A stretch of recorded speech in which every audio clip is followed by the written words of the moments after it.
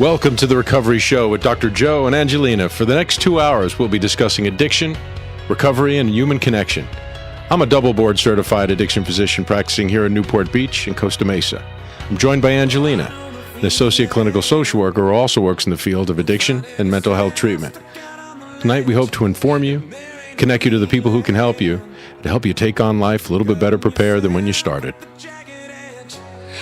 It's The Recovery Show. I'm Dr. Joe. Welcome back. Angelina, to my right. How are you tonight, Dr. Joe? Whew. You're bouncing around in your seat. Apparently. You're all over the place. You almost cut us off tonight, throwing your drink across the station. That was pretty interesting. Thank God for Rip getting us back online. Thank you, Rip. Apparently, we've just gotten through a very rough full moon, I've been told by some of Is that what it is? Some of my astronomical friends. I'm glad there was a cap on it. Yeah, me too. Me too. My goodness. You know what? I just actually got a really sweet message from one of our dedicated listeners, and I just want to shout out to Jen and Tegan, who just settled in for a cup of tea and are listening to our show. They've been listening to our show since we went on air, and I just wanted to send a shout out. Okay. Yeah. Are you done? I am. All right, then. Cool. Moving on. We're going to have a great show tonight. Anybody else we want to shout out to? To all of our dedicated listeners, actually. And you know what? We have quite a few. We do. Yes. Mm-hmm. We do. So thanks for listening, and thanks for joining us tonight. What a random start tonight. Actually, the text message just came over, so I wanted to That's shout nice. out. Yeah. Well, you want to know something? We have accrued quite a crude bunch of followers. We have followers from all over. It's pretty neat. We do, yeah. Mm-hmm. It just, I want to shout out to the Middle East, and Pakistan. I know that's not the Middle East, but I had one of our listeners actually texted me the other day and asked me a medical question. That is cool. I'm not going to say his name over the air, but I thought that was really cool. We had a back and forth just about his anxiety disorder, and I got to ask him about what kind of doctors were there and do they have psychiatrists. I have no idea. Right. And it's like, yeah, we've got psychiatrists here, of course. Oh, my gosh. I almost felt embarrassed that I was asking him these questions, but and then he started asking me about Klonopin and how should I go on these? And I said, probably not a good idea. I don't know what Klonopin even looks like in Pakistan. I'm not sure if a lot of our patients, though, seem to be getting pills from that area. So I recommended against it. I said, you know what my final answer was? You guys do yoga there, right? Oh, my gosh. Good one, Joe. He went, yeah. Yeah. I went, yeah, yoga meditation probably. He's like, great. Yeah. That's what I've been doing my whole life. Right. That's what I've been doing since I've been 6 months old. He's like, yeah, thanks a lot. Yeah, so. Anyway. Plus I can't practice medicine in Pakistan. Exactly. I was kind of going to go there. I don't have a Pakistani lesson. Hoping you would go there on your own. I'm glad you did. I said, so if you're listening, I really, I appreciate that you reached out, and I wish you the best. And I know you do listen to our podcast, so this one's for you. And we're on iTunes. Yeah. Yeah, that's exciting. Every show's on iTunes. Yeah. That's so neat. Yeah. And it was really cool. The people who listen to us and like us also like another doctor that's an addictionologist that's on iTunes. Has got a popular podcast. Yeah, shout out to him. We have a slightly less number of listeners than he does, though, unfortunately. We'll get there. But he's got, I think, 30 years on us. Yeah, there you go. Anyway, so we got a good show tonight. And Father's Day is coming up this weekend. Yeah, and our topic tonight is going to be dads in sobriety. Right. And we do take care of a lot of men, obviously, and men with children, and men who are having problems in their marriage. They're separated, divorced, and they've got to be single dads. So they have their own issues in sobriety. And I'd like to touch upon those tonight and honor a good friend of mine who's actually been exemplary in his sobriety as a single dad, and he's been through quite a bit, and he just got married again. He did. And he's to our right. We'll introduce him in a little bit. Mm-hmm. but we're going to hear about his story and some of the things he had to go through and some advice maybe he might want to give the audience. Yeah, I think his story will be inspirational to a lot of people. So, fathers in recovery. Yeah. Are you a single dad? Are you a married dad? Are you... Now you're a married dad. Mm-hmm. You were a single dad, though. Can you believe she said yes? I can, actually. Oh, good. I know, I can. I was shocked all the way up until she said yes. No, not at all. Jason, you're a catch. Come Yeah. on. Thanks, buddy. Yeah. Thanks. Okay, I want to formally introduce Jason L. Yeah. All right. Are we doing the anonymous thing? All right, sure. Yeah, Jason well, L. you know, Jason L. we'll probably get into program a little bit. So we try to observe the seventh tradition here, so you're going to need Love to it. hand me $1 later. What's the anonymity Take tradition? pennies. 12th tradition? Yeah. Yeah. Do I take bennies? Yeah. Or pennies? Pennies. Benny. I do not take bennies anymore. No. Back to the topic. Yes, back to the topic. So, Jason L. So, Yes. So being a single dad for a while, we kind of all watched on Facebook. We watched your trials and tribulations, and it was just amazing how you handled it with grace. But I'm sure behind the scenes, this was not the easiest thing in the world to do. No. A lot of people will laugh at the Facebook comment. A lot of people say I need a Facebook intervention because I'm pretty sure my whole 12 steps are on Facebook. But no, I mean the time with my children I put on Facebook, and so many good times. It's hard to describe in words, which is sad because I'm on the radio. But there's a lot behind the scenes, a lot of insecurities. A lot of phobias, a lot of fears, a lot of doubt, a lot of times when you look in the mirror and say, "Can you even do this?" And then you see your kid, and you realize you have no choice. You don't. You really don't. So How many kids do you have? I have 2. And how old are they? My son Chris, or he'll correct you and say maybe Christopher, is 7, and he lives out in Texas with his mother, and I get him in the summers. He's here now. And then my daughter Frankie is coming up on 4. Wow. Yeah. So. And She's beautiful. I remember She when is, yeah. when I first met her, she was just in diapers and I think she just started to walk. Yeah, I remember that. That was very cool. Yeah. Now she can't. You can hear her in the background. You can't. Oh, get yeah. that. Yeah, she's awesome. She's adorable. Oops. And how much time do you spend with Frankie? I get 4 days a week with her. And we split with the mother and the father. I'm even more to add to the single fathers in recovery. I have 2 children with 2 different women, and none of them are sitting next to me in this room, which is a whole nother topic, which it says how powerful my wife Jen is. But yeah, I get 50 with, and the good news is, which is hard for a lot of single parents. I'm sure a lot of them will agree out there in Radioland. Most of the time, it is not cordial. It is not, you're not getting along with the mother, or the mother's not getting along with the father. I mean, we see in treatment all the time, some of these young kids, or even older, in the 50s, or not, 40s, 30s, they come in, and there's just battle going on, and the kid is held up like bait. And all you can see when you see the child is, oh my God, how much therapy are you going to need when you get older? Yeah. Because they're just dangling this child in between them, and it's horrifying. I don't have that problem. You would think that they would know better. You kind of, Right. if you've been through this and you've protected your kids from this, I can relate to you with this. I'll tell you a little bit about a bit of my story after we hear yours. But it's disheartening when you see adults using children as shields. It's really disheartening. Shields or pawns? Yeah, that's a good way to put it. Shields or pawns. Yeah. That's a good way to put it. And then if the courts get involved, it just becomes a fiasco, which they usually do if that's the situation that they're living in. I don't have that problem. Thank God. I'm blessed with 2 baby mamas, which I love the fact I can use that.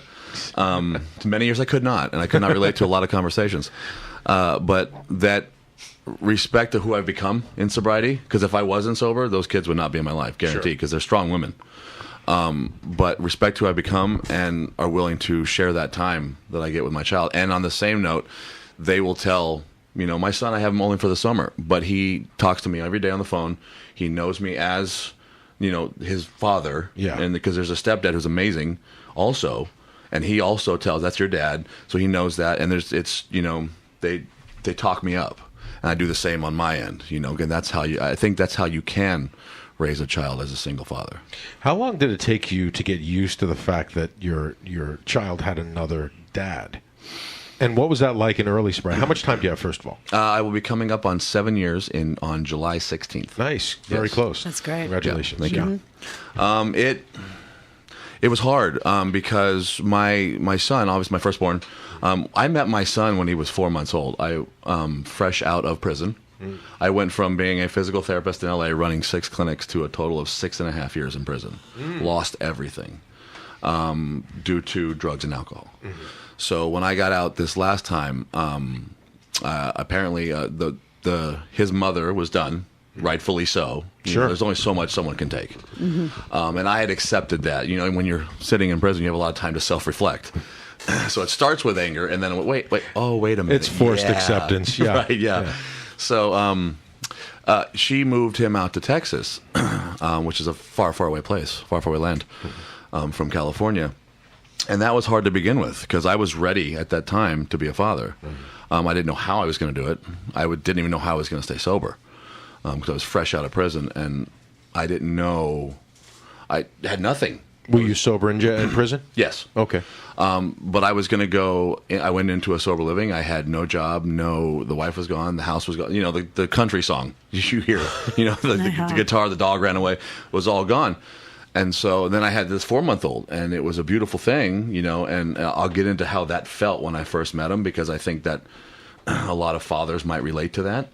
But then around 1.5 years, she moved him to Texas, and that was tough. And then about 6 months after that, I found out she was with someone, and then you're always thinking, who is that person? I should know that person. Well, he's in Texas, and I'm trying to put my life back together. So who am I to say anything? But it must have been easier that way. I mean, the distance. You had your own stuff to deal with. But you could have gotten easily distracted. You could have jumped back into their life and tried to be, the protective dad, and try to force your will in the whole situation and get things back, or were you just done? When I first heard he was going out there and there was a guy there, an old me, another me, flared up and reared up, and I was ready to take on all of Texas. Which, if there's any Texans out there, they're laughing right now because nobody wants you're to a big take boy. on Texas. You could take on about half of Texas, Half a of third Texas, maybe. Yeah. But once I was working a program, and I knew, even though it was early in my program, I realized, and I was told, brutally honestly, that I had no leg to stand on. Who am I to think that I'm going to be a more fitting father than this guy, even though I don't know him, because I'm living in a sober living.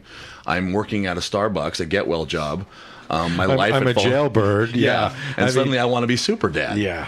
So I got to know the guy, and he ended up being a great guy. Yeah. I just did I went the passive, which is hard for me, still learning, and I went the humble route, and I just decided I was going to get to know the guy first before I just jumped to conclusions. So did you travel out there to meet him when you went to go pick? I did not. We just talked on the phone. He actually made quite an effort to have my son call me a lot. Wow. He'd share things with me that my son had done. Yeah, it was, like I said, it's blessed. God. I mean, the only thing you can describe is God. Yeah. Because that doesn't happen on the norm. They don't actively involve the dad who's in sober living, who just got out of prison. You know what I mean? So I was pretty blessed. You would be pretty easy to dump on. Yeah, pretty easy. Yeah. But I wasn't. He didn't, thank God, because that would have flared me up again. And, I would have walked to Texas. You would have walked to Texas. You probably would have picked up a few things on the way there. Yeah. Sure. Yeah, and it's funny. At no point did I want to relapse during any of it, because, and that gets back to when I got out of prison, and that day I met my 4-month-old. So I had no idea I had a son, or that the wife was pregnant the entire time I was in. I was only in for a quick year or so, and I knew it was my last. So I was going to get out. I was going to stay sober. I had no idea. And then when I got out, 2 very close friends of mine picked me up, and they sat me down right outside the prison and said, "We have something to tell you." And I thought, "Oh, this sounds horrifying." And they said, "You have a son." I don't know if I'm going to get emotional now. I usually do when I speak about it at conventions or meetings, but the radio feels different. But I might. I mean, I was 8 hours away from home. The drive it was long. I didn't feel it. I was numb. I was all this thinking. But, and then I met my son, and it was strange. It was I literally felt, here it comes. What was that drive coming down like? So you were up It was a north? blur. Where were you? I was in Pelican? Kalinga, California. Beautiful tropical Kalinga, California. Yeah, a place called Pleasant Valley Prison. Ah. Yeah. It wasn't Nice. Kalinga, that's next week, actually. the 69 show. Yes. Jeez. I didn't catch it. How did I miss that? Jen just got it. Don't Ladies and gentlemen, you didn't see it, but Jen just You got cannot dump. That's a city. that. No, the city's beautiful, but the prison does not resemble its name, Pleasant Valley. No, I can't even imagine. Yeah, it was a violent place. So the drive home was a blur. I mean, I didn't talk. They were talking to me. I didn't hear them. You weren't driving. I wasn't driving. No, I was in the back seat, like staring out the window, like you see in a movie. You could probably hear the music. Like the end of The Omen. Yeah, pretty much, yeah. Little boys driving away. How absolutely overwhelming. It was. Yeah. Wow. Because I knew I wanted to stay sober because I had hit rock bottom. I mean, I multiple times in prison, multiple half measures trying to drink and use, tried them all. You knew you were going to die this time. Yeah. I mean, it was just, yeah, if I wasn't going to die, I was afraid. I mean, what's worse? I mean, I was trying to think of worse things because I've gotten that close to dying. So I knew I wanted to stay sober. I didn't know how, but I was like, I had the gusto, and then I got that sit-down conversation, and that it was a blur. And it was a blur up until, they talked to my ex-wife. They said she wanted me to meet him. Is he okay to meet him? I remember nodding in the car, but I don't know what I was nodding to. Apparently I was nodding to meeting my son. And then I met my son about 8.5 hours later on that drive at their house. And I've explained this to Jen and a lot of people. You could almost hear the tumblers just set in. Like it was, take it a little emotional.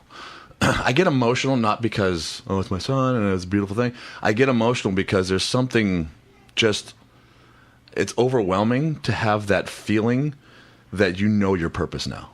Yeah. And wow, that's great. To Radio Land, listen closely. I am not saying children will get you sober or clean. Right. Please, there's a lot of you. I've seen some of you. I know some of you. You should not have children yet. There you go. But for me, I didn't know what my higher power was at the time. I knew there was something bigger out there. I just knew it. I grew up smart enough to see it in everyday life, but I didn't know. And that was, to me, at that time, something greater than myself. And that, in turn, linked me to God. Because it was like, that changed my whole life. There was no question. Like, I always say, when I got out, I didn't know how I was going to stay sober. And then I met my son, and I didn't know how anyone could stop me from staying sober. So, and that's just changed my life. So there you go, bam. That's one kid down. One kid down, no more jail sentences Nope. or prison. Okay. So what was that moment? What did you do? You just did you sit in silence? I was afraid you were going to ask this. Yeah, it's going to get me emotional. Damn. Yeah, good. Well, it was. I mean, it was. As you can hear, everyone can hear my seat moving because I'm getting fidgety. Well, listen. In sobriety is defined by your presence with everything in life, and these are defining moments. There are moments that make your sobriety worthwhile. And that propagate and make you want to, see what else what's coming around the corner that's going to be even better than this. Because when you stay sober, the next thing's even better, and the next thing, like walking your beautiful daughter down the aisle. That's going to be, whew. I don't even. She's not allowed to get married till she's 60. So She's 60. That's easy. I'll be long gone by then, y'all. Okay. Yeah. So it was I held my son, and everyone was like, "Oh my God, it's so beautiful!" And I told my son, and I said, "I need a moment with my son." Yeah. So I went in the other room, and trying to think of something, football season coming or something, because it's going to be. This is I always I don't even discuss this one at meetings because it's tough. Yeah. My mother decided that she didn't want me when I was 5, because she wanted to party and continue on her lifestyle. God rest her soul. I had closure with her, but I didn't know her for most of my life because of that. Thank God for my father. He raised me as a single father. So here I am, full circle of life. I was going to sing that, but I won't. Rip. Yeah, I was waiting for the Circle of Life. Can we play Disney? Have that on file. Can we play Disney? No. No? Okay. Too soon? So I pulled my son in the other. Room, and I made a vow to him. He was 4 months, so I don't know how much stuck, but I looked him in the eyes, as much eye contact as he would give me, which was a lot, which was surprising. And I told him that I loved him, and I will always be here for him. I will always be a superhero. And give me a sec here. And I told him that that's beautiful. He would never grow up knowing that I chose alcohol or drugs over him. So I want other single dads that are in treatment right now, that are dealing with the fact that they weren't around, that they aren't around during. He made her cry. Angelina's crying. Rip. That's you need pretty to cry. powerful stuff. Rip is more stoic than I've ever seen him, actually. Yeah, that's powerful, Jason. That's really powerful. Yeah. So I grew up having that feeling of knowing my mom chose narcotics and alcohol over me, and to all the single parents out there that don't think that the kid's going to pick up on it, they do. They pick up on it, and they hold that with them for their whole life. I held that my whole life. That kind of abandonment, and I know some of my aunts are listening, her sisters, but they know what I went through, so I hope I'm not hurting them in any way. Mm-hmm. Wonderful women, strong women too. That kind of abandonment, it caused me to have more issues than I knew I had until I started working the 12 steps, until I started turning the looking glass at myself. And I realized that it's why I always picked, except for the two mothers I spoke of, I always, my entire life, picked women that were not right for me. Mm-hmm. I always didn't trust relationships. I didn't trust anyone's relationship. I always wonder about that. You always tell addicts in early recovery that be careful, your picker's broken. I'm not sure. What does that actually mean?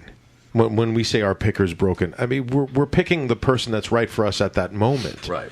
I believe that too. But you're broken at that time, so I think that's totally broken. You know what I mean? That's why your picker's broken. You're broken. Totally broken. Yeah. Yeah. Yeah, you're picking what you need at that time. Yeah. Right. Yeah. Mm-hmm. So you had redemption. You literally had redemption in your arms. Mm-hmm. That's this is what we strive for. Yeah.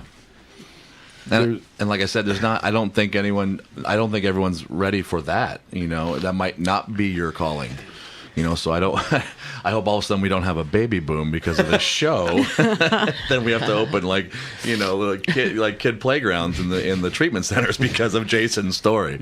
But that was something that was something greater than me at that moment. And I don't know. I can't explain what got me to it. I'm assuming it's my whole life story. It's that the mother. It's the solid father who was always there and my role model. It was the friends I had in high school and the brothers in sports and all this, the camaraderie, all that together probably led me to that moment. And then the tumblers just fell into place, because before that, it made me realize that I use a word a lot, legacy. It's my new favorite word because I knew what I wanted to do all the way through high school. It was going to be an NFL star. That didn't pan out for many reasons. But after that, I didn't know what I wanted to do with my life. I just kind of stumbled through life, I'm 6'4", 250, sure, bouncing in LA clubs, that makes sense. Mm-hmm. And then I put myself through school, and then I became a physical therapist. I thought this is what I was going to do. And then alcohol and drugs said, no, it's not.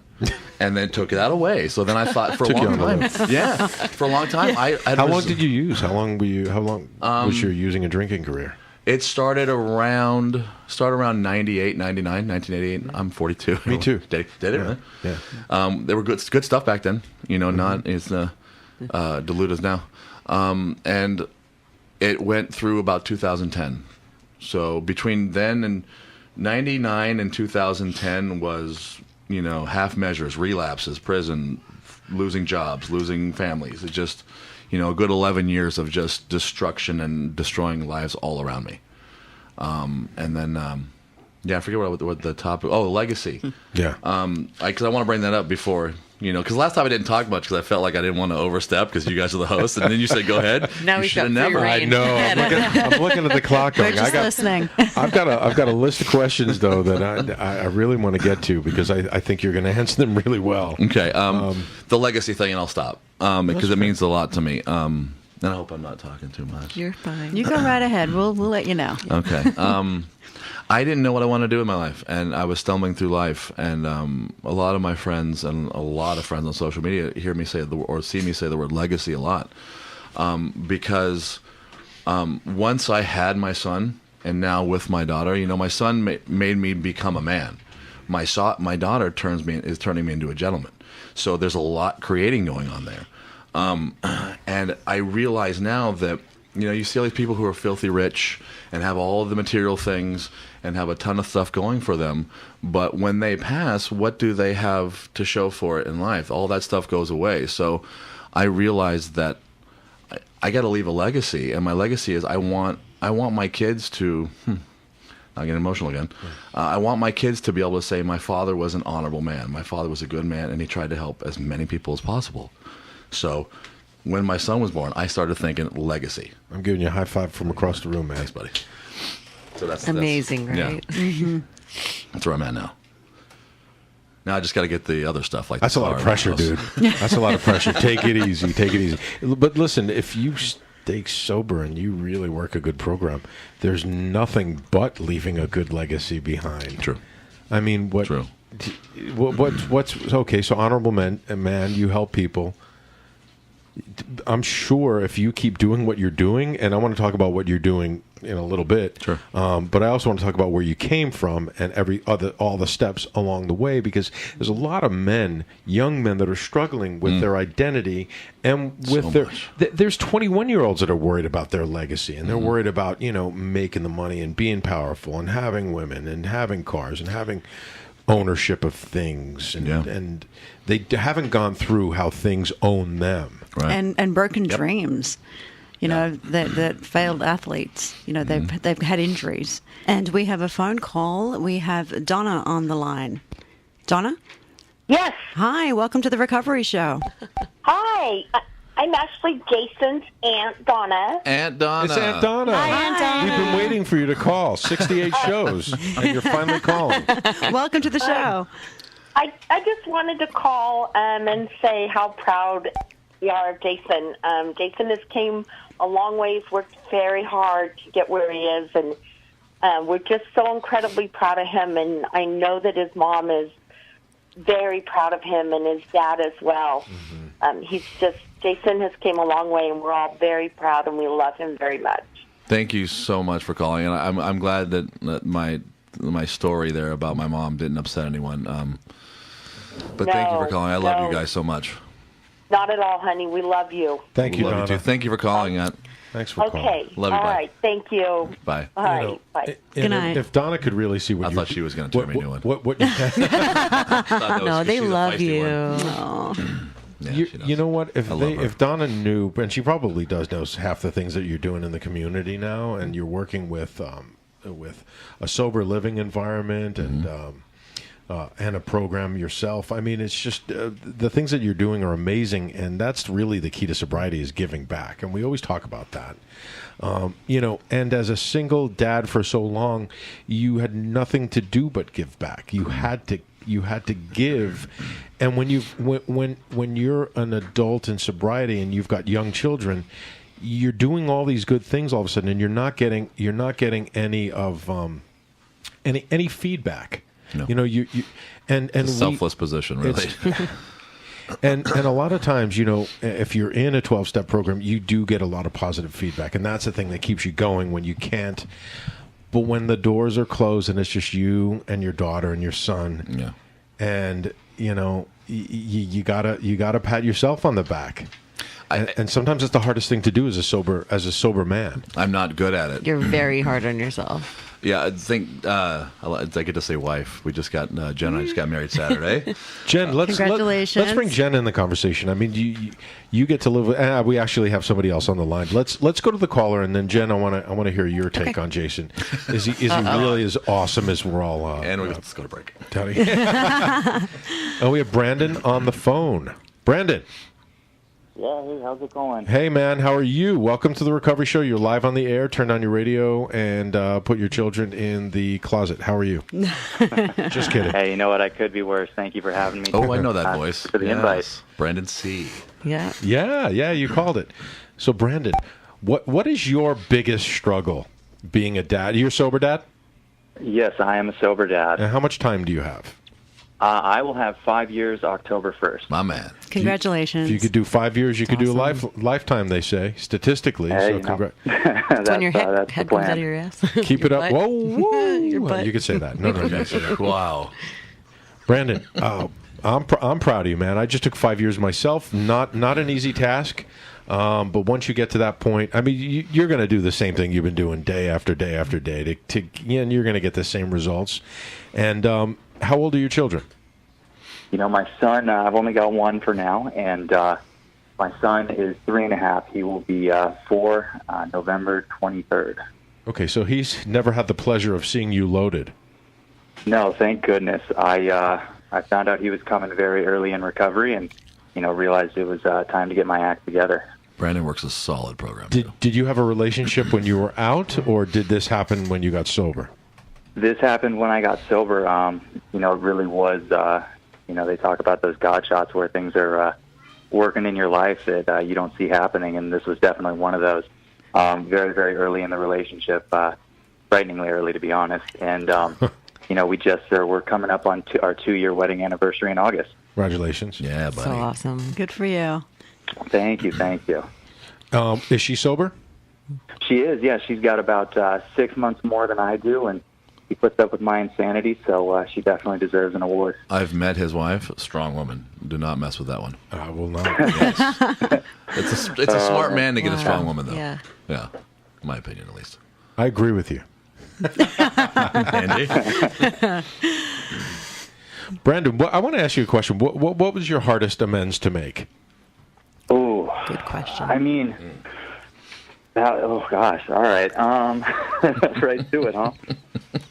Doesn't it hold was back, huh? Ones like that were excruciatingly brutal, where I really, really harmed someone. Because a lot of them, while I was out running and gunning, they were really people that I was told to stay away from. And a lot of the women that I'd harmed actually while I was out there too.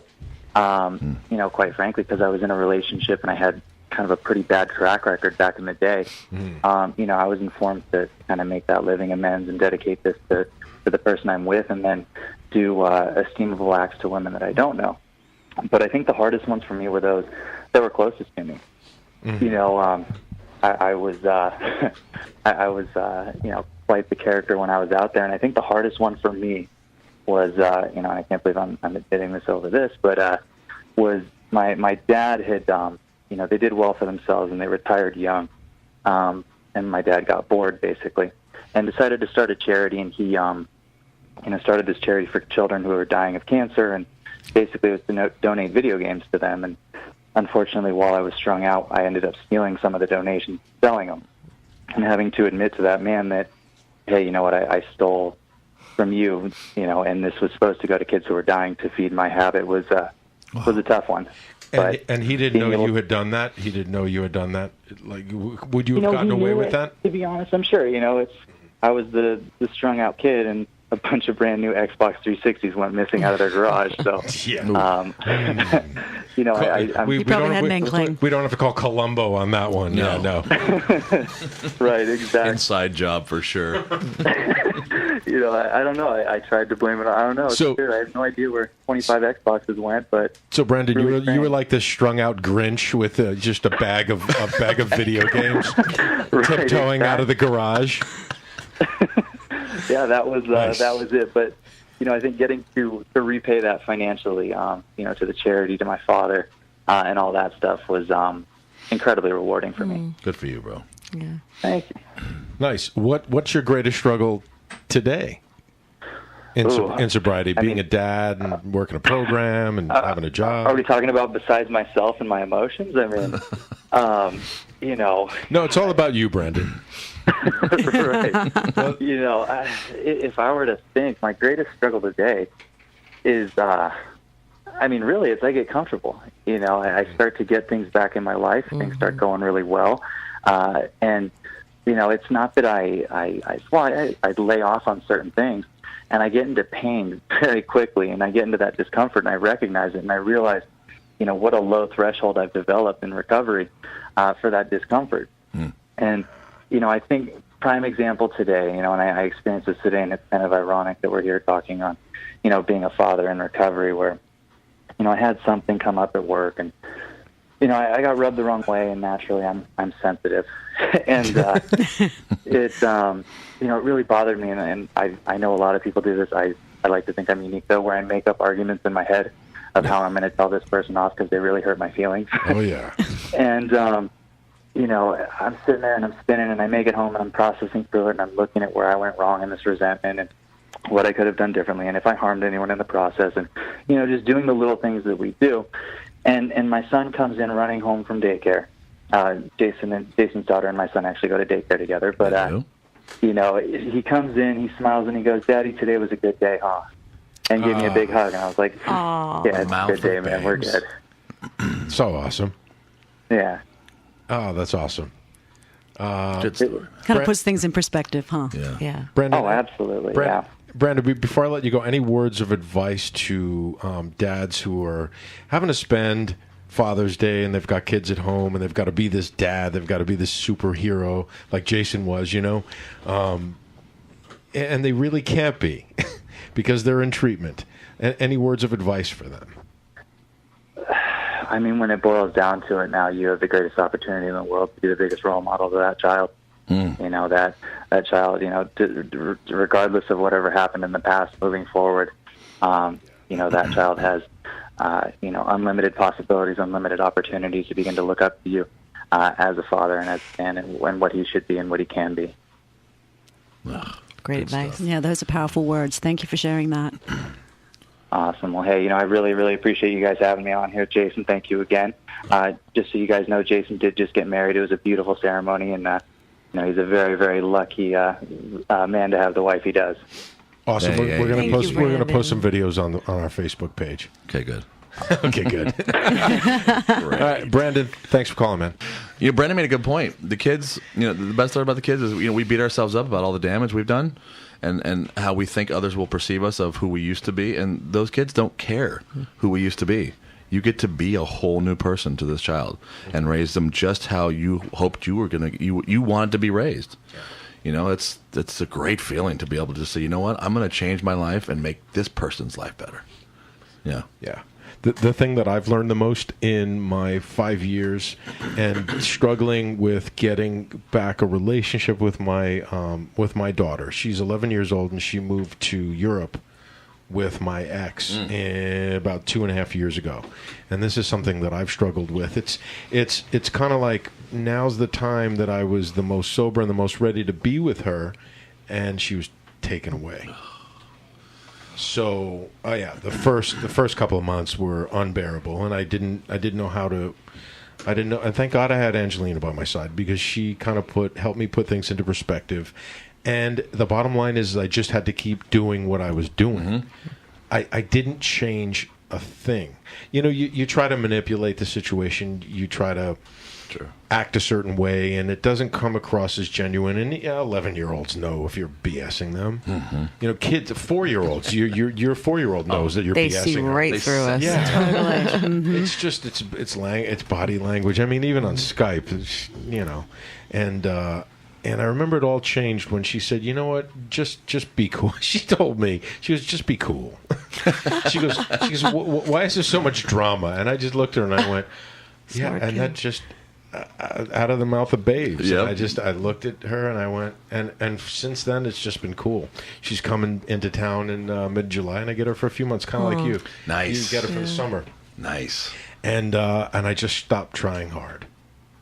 and I just keep doing what I'm doing. And you know what? And legacy is really important. I always wonder what I'm going to leave behind. And aside from 68 2-hour shows on SoundCloud, I want to help as many people as possible myself. Right. And I think the greatest redemption in anybody's sobriety comes from the amount of people that they can help. Mm-hmm. Agreed. You know? Well, I think you get out of your own head. Oh. You know, I mean, being in your own head is often the worst place to be.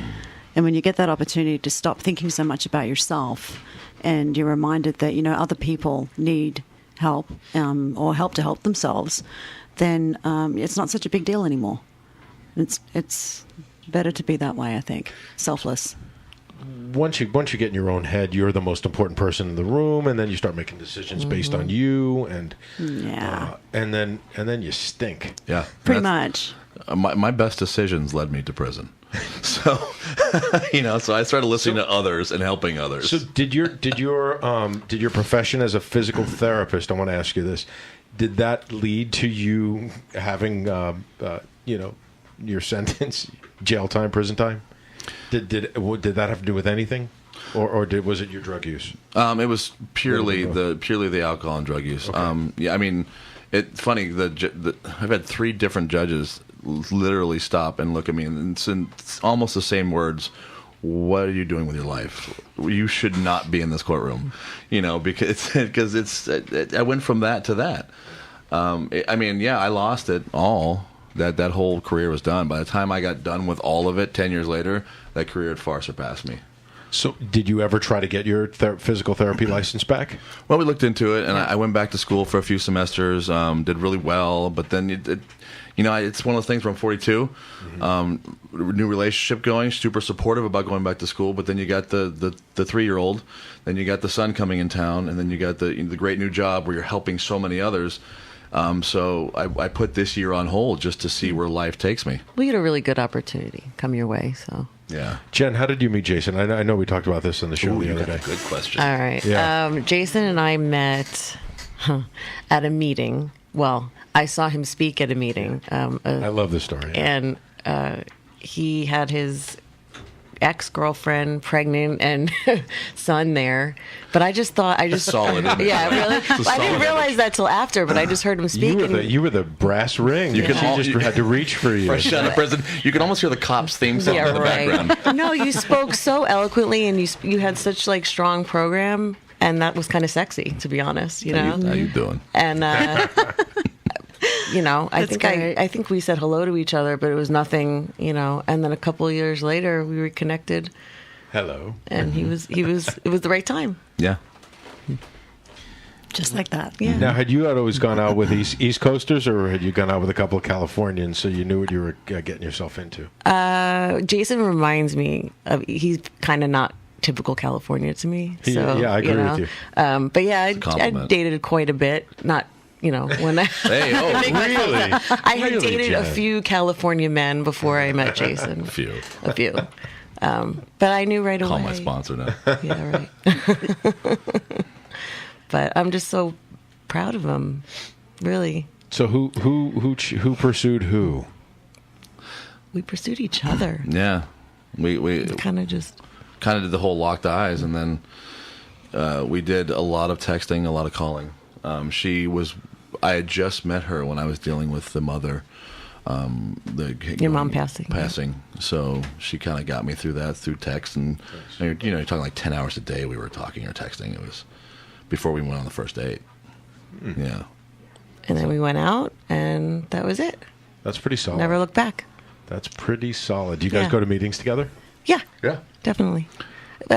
I think you didn't mention that. I think being a parent, in sobriety, it's hard to balance and finding time to go to meetings and work your program and be there for your kids. I think that's a big struggle for people with kids. Do you prefer stag meeting or a mixed meeting? I prefer women's meetings. I do too. But... Me too. Hey, That was gets good. cold out there outside the window, though, right? Nice. But we'll go Once to mixed meetings together. Always a stalker. Final comment. What's your greatest joy of being a sober dad?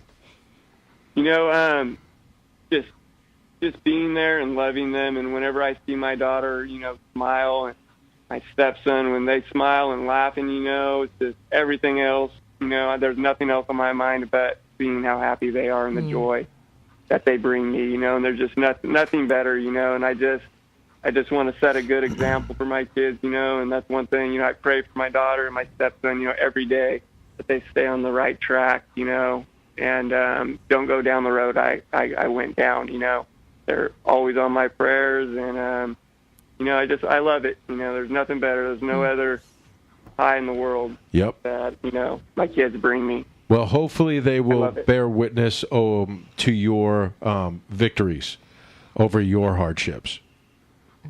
Definitely. Okay, third step prayer. All right, Sean, thank you. Thank you for calling. Coming out of my mouth. Man. All right, thank you. Take it easy, guys. Tonight, Thanks, Sean. Have a good night. Joe's on a roll. Yeah, Joe, you're the Hallmark This is card. the Joe I remember. But Right? this is what. But I'm telling you, you're You got to write this stuff down. take away my difficulties. I don't want to say the whole thing, but it's a victory of them may bear. Other people can bear witness. Your kids. The way of life. Yeah, sure. Your kids. Yeah. How you handle your struggles. I mean, do you want to say something to Daddy? Yeah, I want us to say hi on the microphone. Oh, you're beautiful. That's my daughter, Frankie, everyone. And she's shy. I think we should just end with that.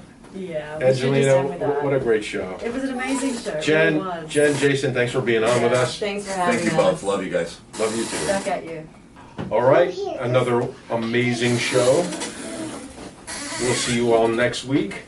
We're on iTunes. Check us out, The Recovery Show with Dr. Joe and Angelina. We're on SoundCloud, Facebook page, The Recovery Show, Facebook.com/The Recovery Show, and TheRecoveryShow.org. Thanks, Rip. Thanks, Gia, for the phones. Awesome show. Thanks to all our callers. We will see you next week. This is The Recovery Show. I'm Dr. Joe. And I'm Angelina. Good night. Until then, stay close.